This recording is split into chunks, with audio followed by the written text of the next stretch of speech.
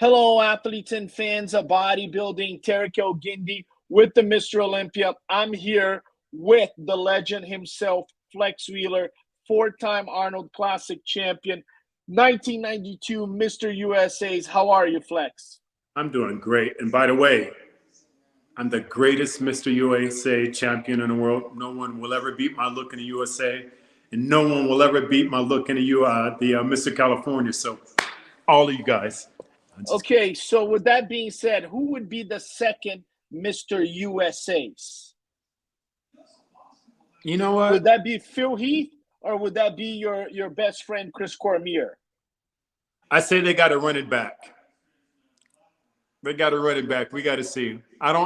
You know what? Nobody gives a damn about the bridesmaid. It's all about the brides, right? Yes, I agree with you.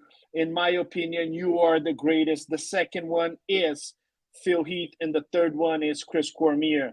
But Flex Wheeler went on to win the Ironman, and he went on to win the Arnold Classic 1 year after, right? Yeah, my pro debut, the Ironman. Next week, the Arnold Classic. The week after that was the English Grand Prix, and a weekend after that was the French Grand Prix, and then off to the Olympia. Great. We just had the Pittsburgh Pro, where they have the day one, which is the classic physique, the wellness, the bikini. We had the women's physique. We had the figure. And we had some upsets. Some people that were the favorites to win, they didn't win. And then we had some crazy battles as well. One of them took place in the classic physique, which is a category that you're very familiar with, and I want to discuss with you. So let's go on to the pictures and get down to business here. Why this guy won and why this guy didn't win. It looked like, Flex, looking at the pictures here, that we are talking about the two guys in the middle right there, Michael De Bull and Eric Wildeberg. Michael De Bull, if I'm not mistaken, is from France, and Eric Wildeberg is from Brazil. And Michael De Bull wins the show. Eric gets second. Both of them are tall guys. Do you see a tendency, Flex? You got Ramon Dino, you got Chris Bumstead. Do you think that the taller guys are going to dominate this class? Sure. I mean, it's been an old saying, right? It takes a shorter period of time to build a one-story house. It takes longer to build a two-story house. But once you're done with that two-story house, it's always going to look better and more complete, more broader, more presence than a one-story house. So it doesn't surprise me at all that it's leaning towards that way. Now, some of these guys, when I look at these pictures, I see that, they're both tall. Eric is taller, but it looks like Michael De Bull has a little bit of a smaller waist. But Eric Wildeberg, who is the tall guy on the lineup, he's doing a really good job in, kind of turning his hips, something that he used to do in the past to minimize his waist. Is that correct? Yeah, and he has a great vacuum going on, even a more complete vacuum. A lot of people try to practice that vacuum, but it really depends on your rib cage. And he's doing an excellent job with his vacuum. So on this pose here, Michael De Bull looks, just in my personal opinion, I'm not there judging, but he just looks a little bit more complete. But I got to say, Eric Wildeberg, he's a former men's physique competitor. He's doing a great job with the posing here, putting on a fight against this guy who might have a smaller waist than him. Now, let's go into the side chest. Now, side chest, great pose here for both of them, right? Great pose. But both of them, as tall guys, they need to fill up, right, Flex? Yeah, definitely. And, you can just see he has way more hamstring, not only just the height of a bigger man, but just he has more of a sag and a lower hanging hamstring there. So also I can see his delt development even better. And I would even argue that actually his side chest, he's actually twisting a little bit more towards the audience. And what I mean by that is you can see his opposite shoulder on the back end, which gives him that more width look also, right? Yeah. And You know, both of them are, you know, the two guys in the end are also great competitors, but Yeah. I think the battle was between these two guys. Now, Flex, I'm noticing the tanning on the taller guy looks a little bit darker. Do you think that was an advantage for him? Of course, you know, darker skin always shows better condition, right? And it also just looks more complete. What a lot of athletes need to look out for is those lights will bleach you out. Even obviously, I think most people notice that I'm black, but regardless, throughout my career, I went and tanned in a tanning booth 5 weeks out before my show, and I tanned every day going into my competition. And it's just because those lights can be so harsh and it can bleach you out. Yeah, no, I mean, I have to say, great tanning. You know, he's darker and everything. Let's go back to now we have the side chest here. You know, it's incredible because this tall guy, Flex, was a men's physique competitor from Brazil. I remember him. He turned pro at the Arnold Classic Amateur, and now we have the back double biceps here. What do you think about these guys? Man, these guys have incredible back double biceps, right? Great development. Yeah, definitely. It's like a trade-off, right? Um, you know, he has better hamstring separation. You can see that, and obviously that shows through because he's a little darker. But his homie next to him, he's doing battle. You can see he has greater lower lats. So it's like a toss-up between the both. You know, apple and oranges here. What do you think? Well, you know, I think that's so shocking because once again, Eric Wilderberg was a men's physique competitor. For him to come in and display this incredible back double biceps just makes me happy as a judge to see the progress. Now, Yeah, I think Mike the Bull, he's a little bit wider, yeah, you know, a little bit wider on the back. I yeah. think if Eric just fills up a little bit more his frame, this guy is going to be incredible, Flex. I agree. I agree. And it's just unfortunate, like, you know, he has a little bit softer glutes and a little bit softer hamstrings. He does have a pair of massive calves. You can see that on him. And that also obviously is highlighting the bigger guy having a more streamlined, higher calves. But it's a toss up, it's going back and forth. But again, Tarek, you can see how that darker complexion is just showing every little detail he has there. Yeah, absolutely, absolutely. Great competition here. Let's see if now we can go to some of the front poses here. I'm gonna see if I can get, you know. Now, Flex, you talk a lot about transitioning of poses, right? Um, what do you think about this pose? One guy is hitting the abs, and the other guy is hitting the vacuum. Um, you know, the shot is abs and thighs, is not vacuum, but it became so popular, and we do appreciate great vacuum. But what do you think about this pose here, where we have Michael the Bull with great abs, great legs, and then the three other competitors hitting the vacuum? Yeah, so I mean, you know, it's I just believe in stealing poses, just like in a fight. You want to steal shots, as many shots as you possibly can. So, you know, we're looking at a photo snap, not a video. So obviously, it's catching the other three guys, excuse me, hitting their vacuum, and you have the other young man. I think he went directly into that abdominal and thigh shot, and unfortunately, again, excuse me, he stole that shot from them. He's displaying his abdominal and thighs. His abdominal looks great. I love the way he has his elbows pointing forward, pulling his lats, and it's showing that great thigh sweep that he has on there too.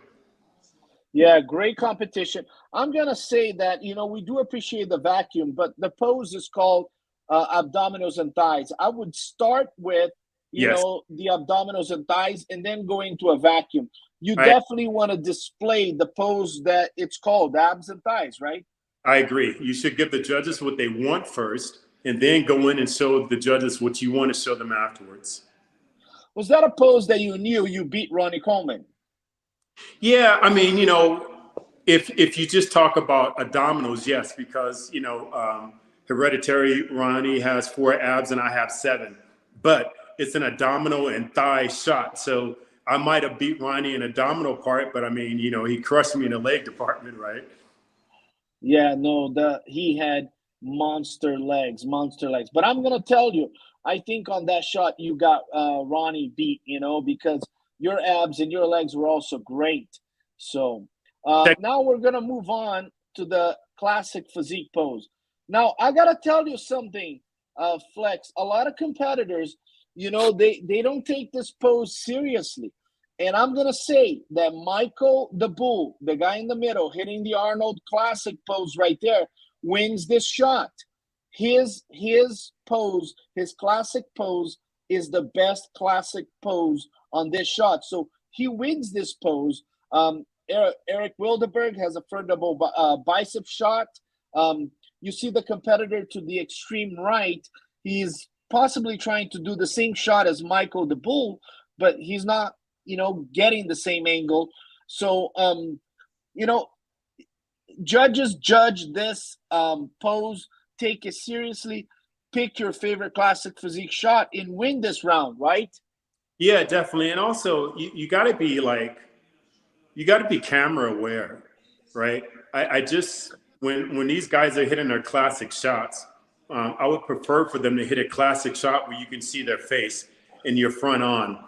Again, maybe hit your dominant classic shot and then shoot into the one that you like favorite. But, he's standing taller. He's already a bigger man, right? And he's displaying that even more so because he's standing broad and tall. You can see how broad his shoulders are. But it's also a great frontal shot where, the Bull is, he's already given up height, but he's given up even more height and looking like an even smaller man. And it almost looked like this photo is Photoshopped because he's so much bigger than him. Yeah, absolutely, absolutely.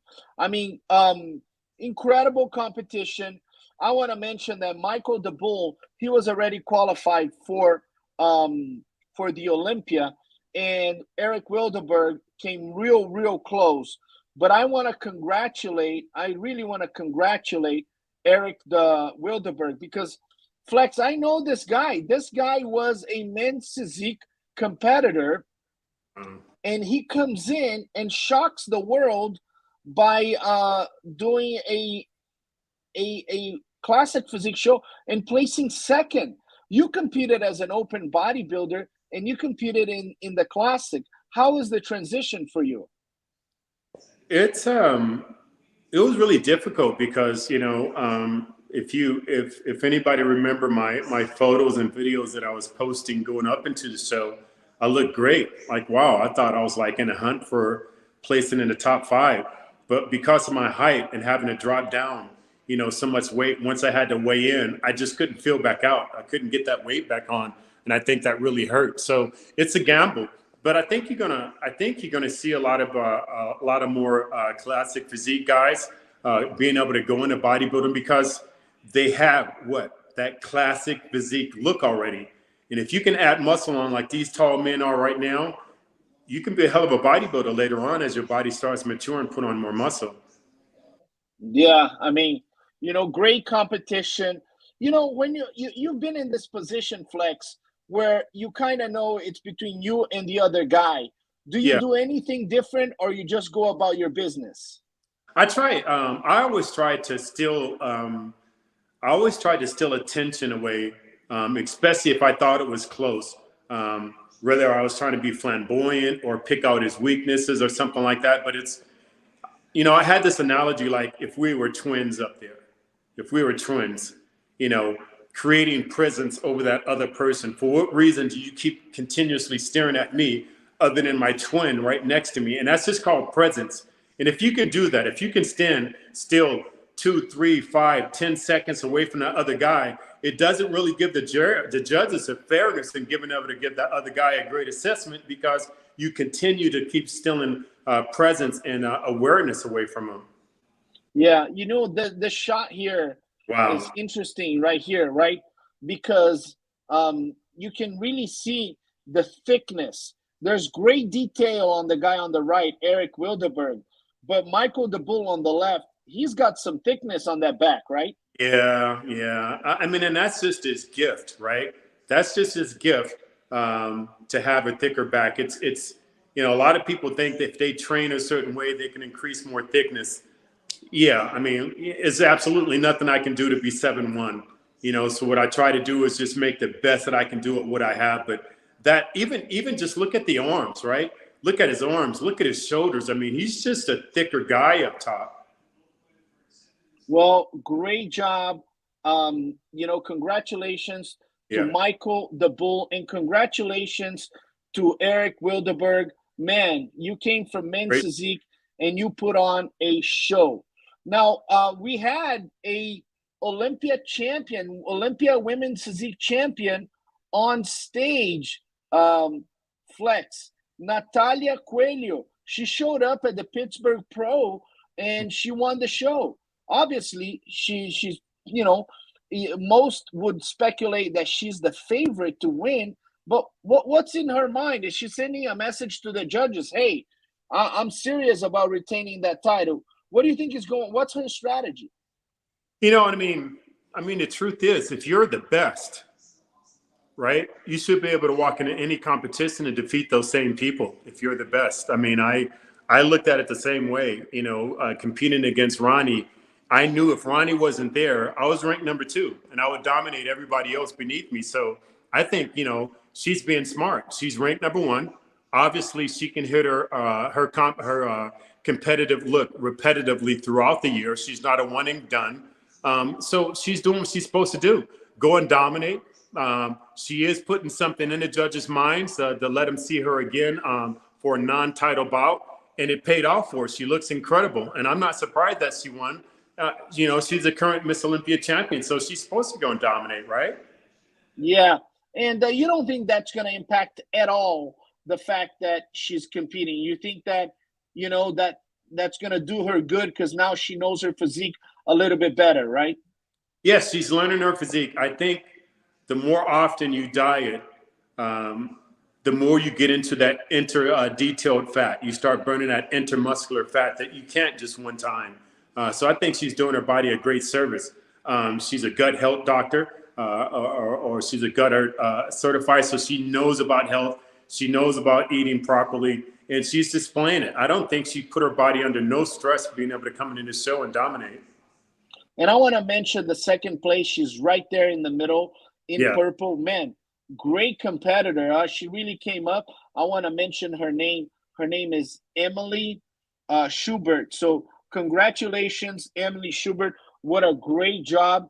You really came on and you made an appearance at the Pittsburgh Pro. Not only the judges, but the fans have noticed your potential. So congratulations to Emily Schubert, and Natalia takes the title. Now let's go to figure, because many people considered Natalia Soltero to be the favorite to win the show, but it did not happen like this.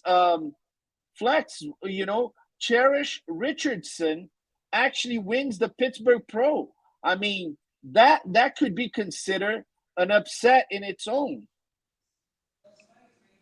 Let me see if I find some pictures here. Okay. Of Natalia Soltero and Cherish Richardson. Cheris is how you pronounce her name, like Cheris? Yes. Let me just find it here. So here's some back shots. You see both of them in the center right there. Natalia in the center, she's the blonde, and then in the blue is, let me pronounce her name, Cherish Richardson. First place, Cherish Richardson. Second place, Natalia Soltero. Also a tall competitor. Great V-taper. What do you see here in the back pose? It looks like Natalia was also on point. I don't see the pictures yet, brother. Let me share it right here. Trying to be mysterious. Yeah, you're holding it all to yourself. You're trying to make me look bad here. Yeah. So you see both of them right there in the center, Natalia Soltero and Cherish Richardson. Yes. Do you think, what do you think about, those V-tapers? It looks like this is like Olympia look, right? Wow. Much wider clavicles, right? But just, wow, what a taper to her waist. Even from the side there, you can see the quad development on her. Again, unfortunately, right? Well, fortunate for her, But that dark skin just shows more detailed the way the lights bounce off of her. And Flex, I'm looking at the side pose of Yeah, Cherish Richardson, and yeah, man, I can see why this was an upset. She wow, looks incredible from the side. yeah. Not only is she a bigger woman, a taller woman, but wow, look at those quads on her. Look at that V taper on her. She even actually has a smaller waist. Yeah, that's Very small waist, great conditioning. Man, I mean, she's literally sending a message to everybody by beating a very formidable competitor. So congratulations to Cherish Richardson. She's got the upset at the Pittsburgh Pro. Great victory. And now we gotta go to a big upset. We had a battle between the current Arnold Classic champion versus the Brazilian, oh, highest ranked, and it looked like the Brazilian. You see both of them in the middle. Let me find. That was Cassandra Gillis versus the two blondes in the middle. Cassandra Gillis versus Gisele Machado.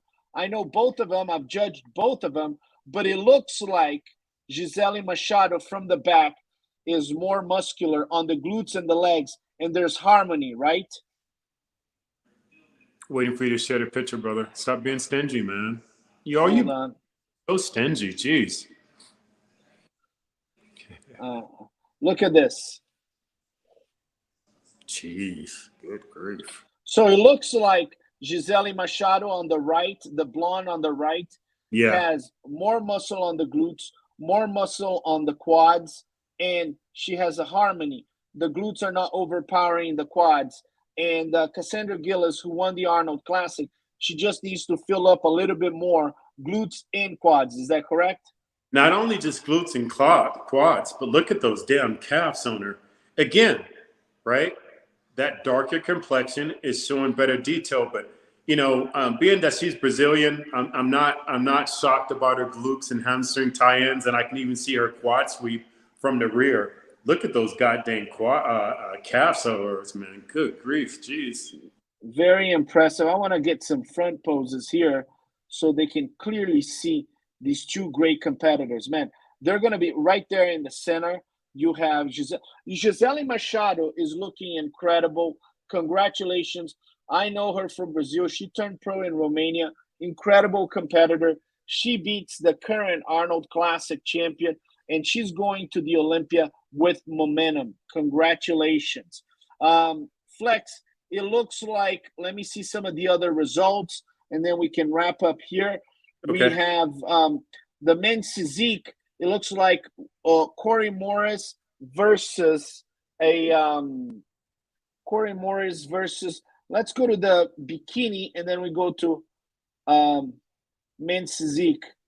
But right here, it was a battle between the three-time Olympia bikini champion versus Amy Lynn Delgado. So quite impressive lineup. Let me see if I find it here.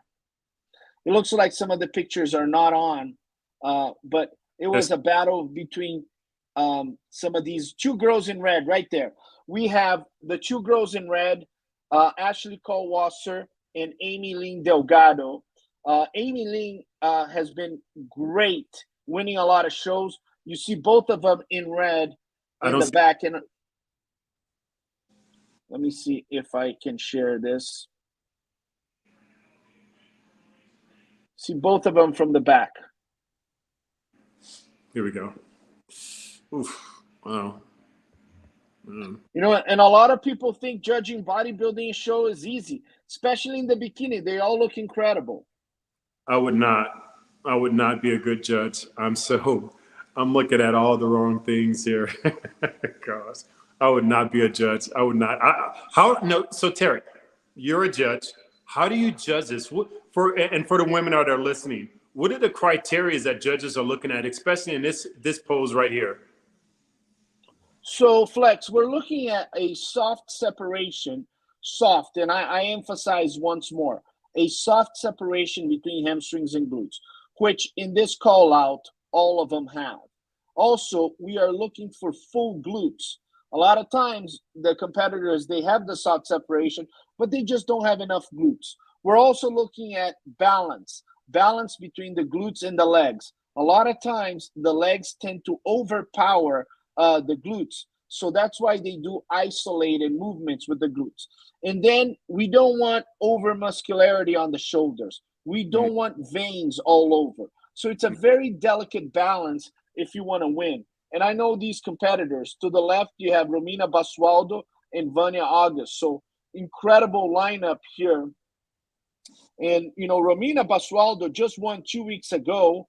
And Ashley Kohlwasser is automatically qualified for winning the Olympia 3 times.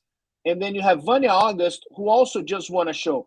So a lot of these girls coming back to try to send a message to the judges and to everybody. Hey, I'm the favorite going to the Mr. Olympia. Look at them. I want to ask you another very delicate question, Tarek. This is something I've been wondering. Turn on your lights because I can't see you. Hold up. Got you.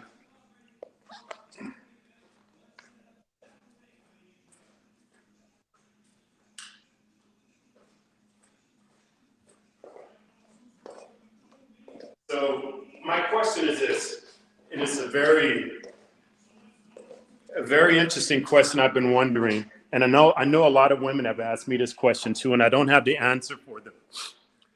So for women who have an enhanced butt, not by genetics, but an enhanced butt, do you guys grade down on that, or does it depend on if you can tell or not? How does that judge? What do the judges talk about, and what do they say with that? So there's no way for us to really prove if anybody has any type of enhancement, or, you know, it could be men or female. There's no way, right? We are not physicians. We're not x-ray machines. We can't tell anything in terms of, hey, I'm 100% sure this is happening there. We're not doctors. We're not physicians. We're not x-ray machines. What we are as judges, and if there's an imbalance on the physique, we will point out that, you know, the glutes don't match the development on the legs. Also, the human body, the anatomy of the human body, there's a natural movement. So when you see a human being walking, there's a natural movement of the glutes and the legs, right? When they transition, there's also a natural move. So if you notice that there's any imbalance, then most definitely you can mention that as an imbalance and mark it down. But I cannot attest to, you know, any type of enhancement or anything. What I judge is imbalances, and sometimes those imbalances happen to the best of bodybuilders. It wasn't too long ago we were mentioning that Hadi had some imbalance on his shoulders. His shoulders are overpowering the physique. I don't know if anything is in there, but I know there's an imbalance, and he was able to fix it. Right. So it goes back to just being symmetrical and a body flowing with from top to bottom. Correct. It looks like, I could be wrong, but the finals of men's physique and bikini will be tomorrow. So we're done here covering all the classes. Tomorrow we're going to be joined by other competitors and superstars. We wanted to do a quick update on the Pittsburgh Pro Day 1 recap with the legend himself, Mr. USA's 1992, the greatest Mr. USA's. I hope Chris Cormier is listening to that. 4-time Arnold Classic champion. Thank you, Flex. You are the best. Always, Tarek, always. And I want to wish all the competitors tonight all the best, and tomorrow all the best. This is Tarek El-Guindy with the Mr. Olympia. Breaking news with Primetime Muscle. We'll see you tomorrow.